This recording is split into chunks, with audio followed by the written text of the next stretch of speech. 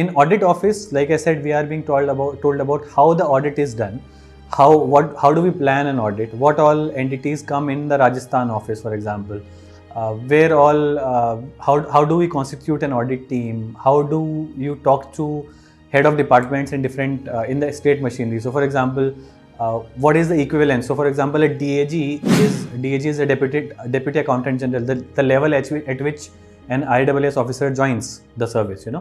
He or she is equivalent to a secretary level officer in the state machinery, who is generally an IAS officer of 8 to 10 years of service minimum.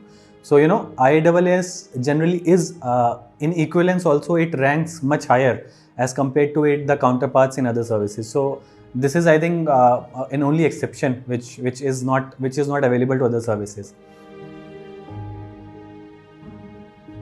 तो accounts में वो आपको बताते हैं कि what is the interaction between the treasury, which is maintained by the administration, the state administration, and what is the how it all comes together into the accounts of the state government, which is ultimately maintained by the accountant general office.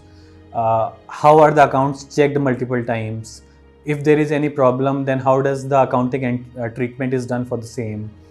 How does whenever there is an embezzlement of funds, whenever there is a correction needs to be made in the accounts, who the responsibility is fixed on whom, how is the correction made? Whenever an audit report or an accounts report comes out, which committee in the parliament? So the entire functioning of the CAG ultimately is handed over, like the reports are handed over to the legislature, which ultimately takes action on or recommends action on executive about whatever is there in the reports of the IAS of the CAG.